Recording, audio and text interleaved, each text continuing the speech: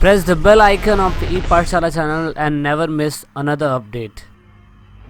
So this is the part 2 of this video और secondary activity का हमने पहला पार्ट अपलोड किया हुआ है इस चैनल के ऊपर।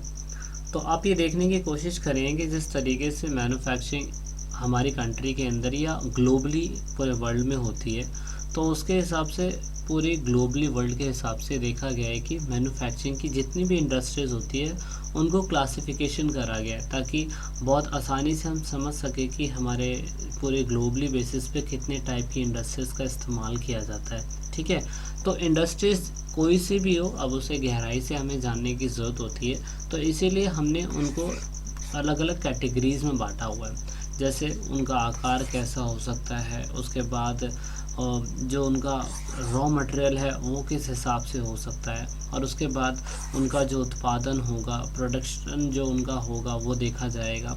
और अगर इंडस्ट्रीज़ है तो उसकी ओनरशिप कैसी है, स्वामित्व उसका कैसा है। तो एक एक करके हम पूरी जो आने वाली वीडियोस होगी उनमें इन 4 कैटेगरी के बाद जिनकी सब कैटेगरी होती है वही हम देखने की कोशिश करेंगे। इससे क्या होगा कि आप पूरे जितनी भी टाइप की मैन्युफैक्चरिंग इंडस्ट्रीज़ होती है, आप एक एक करके सारी इंडस्ट्रीज़ को बहुत आसानी से समझ पाएंगे।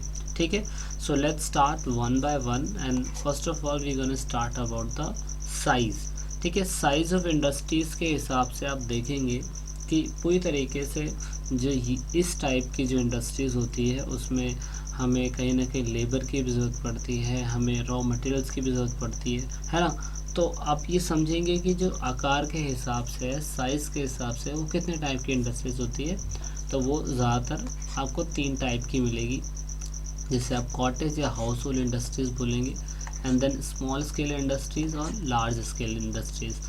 तो ये है सिर्फ और सिर्फ साइज़ के हिसाब से। तो देखते हैं इसके बारे में, समझते हैं। सबसे पहले आप देखेंगे घरेलू उत्पाद उद्योग, जैसे आप कुटीर उद्योग भी बोलते हैं, और आप मैन्युफैक्चरिंग की सबसे निचले लेवल का स्तर का आप ये इंडस्ट्रीज़ देखेंगे। इसमें क्या होता है कि इसमें जो भी क्या कहते हैं कारीगर होता है, जो भी आर्टिशंस होता है, वो उसमें परिवार के सदस्यों की मदद से ही जो उनके आसपास मिलने वाले रॉ मटेरियल्स होते हैं उनसे ही सामान ये लोग बनाने की कोशिश करते हैं। और जब ये लोग सामान बना देते हैं तो या तो वो उस कच्चे माल के उपयोग से जो भी उपकरण बना पाते हैं, वो उसमें क्या होता है कि उसमें छोटा सा वो कैपिटल इन्वेस्ट करते हैं, पूरी तरीके से ट्रांसपोर्टेशन के खर्चे से बच जाते हैं। ये लोग अपना सामान या तो लोकल मार्केट में बेच देते हैं या ये खुद भी इस्तेमाल में ले आते हैं।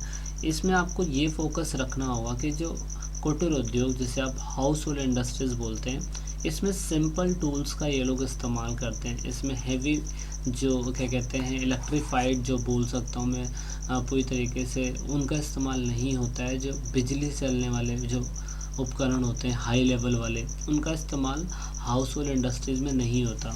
सिर्फ और सिर्फ जो लोकल बेसिस पे इनके इलाकों में मिलने वाले रॉ मटेरियल्स होते हैं उनमें ही ये लोग अपनी ही थोड़ा सा एफिशिएंसी लगाकर, अपने जो फिज़िकल स्ट्रेंथ है फैमिली के थ्रू वो लगाकर फिर उसे मार्केट में सेल कर देते हैं या खुद भी यूज़ कर लेते हैं। अगर आपको सिंपल शब्दों में समझना है तो आप ये देखेंगे, जैसे बांस की लकड़ी हो गई, या जंगल से प्राप्त करने वाली चीज़ें हो गई, या जंगल से प्राप्त करने वाली मिट्टी हो गई, खेतों से प्राप्त करने वाली मिट्टी हो गई, तो कुम्हार क्या करता है उसको घड़े में या किसी दिए में चेंज कर देता है। आप देखेंगे कि उसमें नॉर्मल ही क्या कहते हैं तकनीक की हमें ज़रूरत पड़ रही है और फिर इसे बाद में बेच दिया जाता है ना। और उसके बाद अगर आप दूसरा देखेंगे कि लकड़ी का इस्तेमाल करने वाले जो टेबल बना के आपको दे देते हैं, है ना, तो उससे क्या हो रहा है कि ये भी पूरी तरीके से रॉ मटेरियल आपको लोकल बेसिस पे बाज़ारों में मिल जाता है और आप इसको सेल कर देते हैं, खुद भी यूज़ कर लेते हैं। So this is the cottage industries. I hope you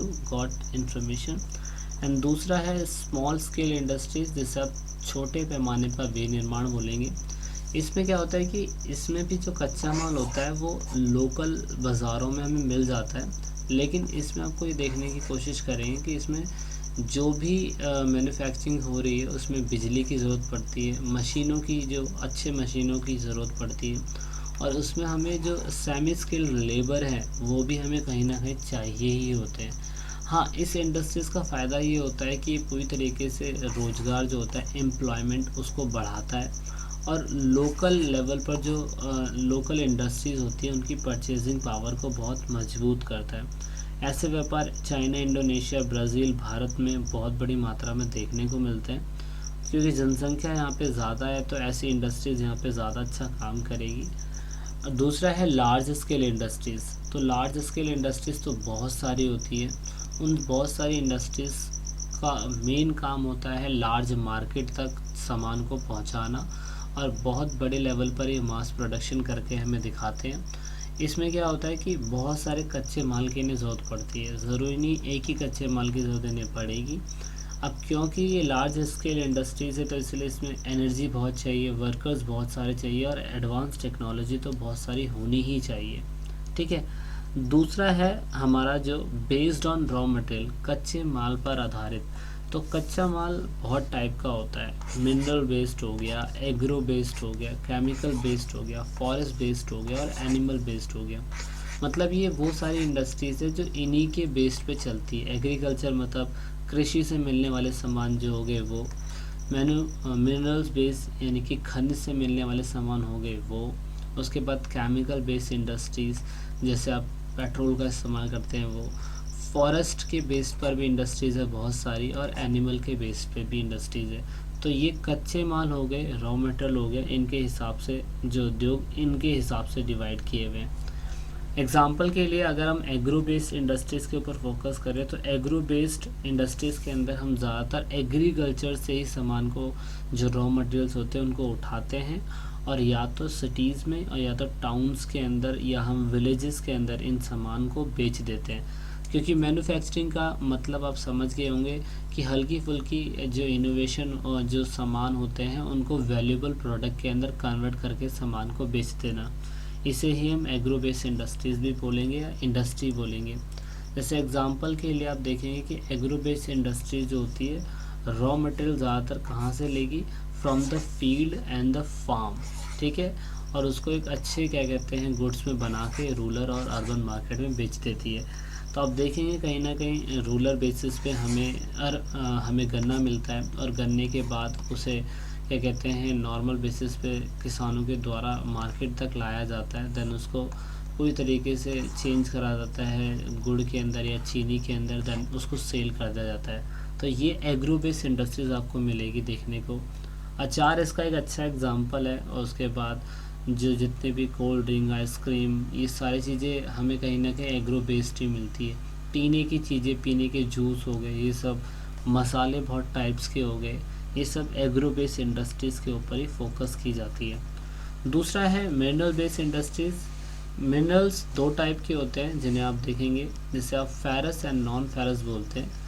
ferrous industries वो होती है जिसमें लोहे की मात्रा ज़्यादा होती है और लोहे के प्रोडक्शन से रिलेटेड सारे काम होते हैं, जबकि नॉन फेरस के अंदर लोहे की मात्रा होती नहीं है, और लोहे के अलावा दूसरे प्रोडक्ट जो मिलते हैं उन्हें हम नॉन फेरस बोलते हैं। जैसे सीमेंट हो गया, मिट्टी के बर्तन हो गए, है ना, तांबा हो गया। तो ये सारी चीज़ें जो हो गई नॉन फेरस यानी कि लोहा हो गया, और ये सारे के सारे मिनरल बेस्ड है। ये ज़मीन के गहराई के अंदर ही आपको देखने को मिलेंगे, और इससे भी रिलेटेड इंडस्ट्रीज़ होती है। दूसरा है chemical based industries. Chemical based industries के अंदर आप देखेंगे कि हम ज़मीन की धरती से केमिकल को निकालने की कोशिश करते हैं। जैसे पेट्रोलियम हो गया, पेट्रोलियम आजकल आप बाइकों में इस्तेमाल करते हैं। ठीक है। कोल हो गया, सिंथेटिक फाइबर हो गया, प्लास्टिक हो गया, ये सारी चीज़ें केमिकल इंडस्ट्रीज़ के अंदर आती है। हम नेक्स्ट वीडियो के अंदर देखेंगे। So this is it in this part, and let's meet in third part of the video. तो लास्ट में दोस्तों, अगर आप वीडियो को देख रहे हैं और ई पाठशाला चैनल के आप सब्सक्राइबर हैं या नए सब्सक्राइबर हैं, तो ईट पाठशाला की टीम से आप सभी को यही रिक्वेस्ट है कि आप इन सभी वीडियो को अपने दोस्तों के साथ शेयर ज़रूर करें, और कोशिश करें कि आप दूसरों को शेयर करवाने के लिए बोलें, क्योंकि आप जितना वीडियो को शेयर करेंगे उतना ही हम और लोगों की मदद कर पाएंगे। क्योंकि पढ़ेगा इंडिया जब भी बढ़ेगा इंडिया।